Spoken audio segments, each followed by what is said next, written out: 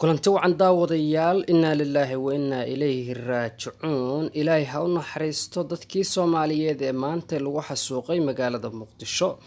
dadkan ayaa waxay ahaayeen qaar ka mida magaalada muqdisho dadku nool, sidoo kalena waxay iskugu jireen dhaqaatiir, arday, caruur iyo dad waayeele intaba. sidoo kale waxaa goobta ku dhintay dad ajnabiya. maxaa kasoo kordhay daawadayaal qaraxii ka dhacay magaalada muqdisho maanta iyo faahfaahintiisa? maxaa ka jira in lagu dilay dad ajnabiya? maxaa kaloo ka jira in lagu dilay qaar ka mida laamaha sirdoonka dowladda federaalk soomaaliya? balse daawadayaal intaana u gudagelin barnaamijka oo faahfaahsan, halkani waa Glangal Media. fadlan haddii aad ku cusub tahay channelka subscribe saaro, calaamada gambaraalkana ha hilmaamin si aad u noqoto daawadaha ugu horeeya ee dhegeysta barnaamijyada aan baahino. aan ku bilaabay magaalada muqdisho waxaa saakay aroortii hore ka dhacay qarax ismiidaamin ah, islamarkaana lala beegsaday kontaroolka afgooye ee laga soo gala magaalada muqdisho ama ex control afgooye. gaariga qaraxa ah ayaa waxa uu ahaa kuwa xamuulka, gaar ahaan gaariga loo yaqaano waaraadka. Glangal Media ayaa heshay gaariga nuucu ahaa oo ay u xaqiijiyeen qaar ka mida laamaha ammaanka Soomaaliya. gaariga ayaa waxaa la sheegay inuu ku baakinaa meel ka mid ah kontaroolka, islamarkaana sida caadiyan ah waxaan marnaba mamnuuc ah in gudaha cawo madow ama habeenkii ay usoo galaan gawaarida magaalada muqdisho soo gala, gaar ahaan kuwa ka yimaada magaalada meel ka baxsan sida afgooye iyo ilaa balcad iyo guud ahaanba kontaroolada laga soo gala magaalada muqdisho. gaariga ayaa la sheegay inuu goobtaa yimid shalay duhuradii, islamarkaana ciidamada laamaha ammaanka ama kontaroolka balcad jooga ayaa waxay gaariga ku amreen inuusan gudaha u gali karin magaalada muqdisho, islamarkaana maadaama uu sida xamuul badan, islamarkaana aysan ka shakin, la sheegay inay weydiisteen lacag canshuur ah. balse darawalka gaariga ayaa sheegay inuusan gaarigu hadda wax canshuura wadan, sidoo kalena rarka in laga dejiya maahan uusan canshuur haynin.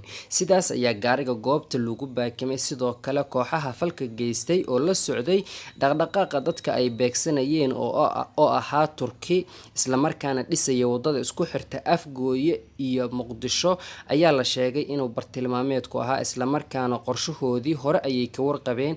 kooxaha nabadiidka ayaa la sheegay inuu surdoonkoodu si aad ula socday ragga Turkiga ah ee injineerada, islamarkaana bartilmaameedku ayaa ka ahaa. gaariga ayaa waxaa la sheegay ay raggaani saaraayeen inuu ahaa nuuca aysan xabadu karin ee loo yaqaano bulletproofta, islamarkaana saacad kasta oo halkaas soo mari jiray ama aroor kasta oo halkaas soo mari jiray. maadaama gaarigaasi ay si aada u dabagaleen kooxdani, waxay gaariga ku baakimeen kontaroolka laga soo gala magaalada afgooye, isagoo gaarigu halkaa yaalay in ka badan 24 saacadood, ciidamada ammaankuna aysan gaarigaasi ka shakanin. balse markii saaka waagu baryay ayaa gaarigani, markii ay soo gudbayeen kooxda kolonyada ahi, waxaa gaariga la sheegay inuu yiri gaariga waan baakimayaa si aan wadada uga baxo, maadaama wadadu ay subaxda hore tahay saxmad badan. sidoo kale uu yiri gaariga waxaan geli doonaa baakin. gaariga ayaa la sheegay sida ilaamaha ammaanku noo xaqiijiyeen inuu istaaray, kadibna uu usoo dhaqaajiyey qayb baakin ah oo wadada dhinaceeda ah, islamarkaana halkaa markii ay kooxdu marayeen ayaa la sheegay in gaariga lagu dhiftay kooxdii kolonyada ahayd ee la socday kuwa Turkiga, islamarkaana halkaa waxaa ku basbeelay guud ahaan dadkii goobta marayay iyo kolonyadii oo la sheegay inay ahaayeen 3 Turki ah iyo ilaaladooda. waxaa halkaa ku dhintay 2 Turki halka mid kalena ku dhaawacmay. sidoo kale waxaa goobta ku nafwaayay ilaaladii la socotay qolooyinka Turkida ah ee dhisaysay wadada isku xirta afgooye iyo magaalada muqdisho. laamaha ammaanka ayaa sheegay in dadka goobta ku nafwaayay ay u badnaayeen arday dhigata jaamacadda Banaadir, islamarkaana iskugu jireen dhaqaatiir iyo arday. sidoo kale waxaa goobta ku nafwaayay dad badan oo rakaaba oo goobta ka agdhowaa. sidoo kale maadaama xilli hore ay ahayd, sidoo kalena dadku ay u shaqo tagayeen xarumahooda ganacsiga, ayaa la sheegay inay goobtu si aada dadku usoo buux dhaafiyeen. sidoo kalena lagu kontarooli jiray dadka soo galaya magaalada muqdisho, sidoo kalena baabuurta lagu hubin jiray. dadka dhintay ayaa waxaa ka mid ah 25 qof oo dhiganaya jaamacadda gobolka Banaadir ee Banaadir University. sidoo kale dadka naf waaya waxaa ka mid ah caruur saqiiro ah 3 jiro ah. dadkan dhintay ayaa waxay hadda kor u dhaafeen 100 qofood, halka isbitaaladuna ay la leeleecayaan dhaawacyo aad u fara badan.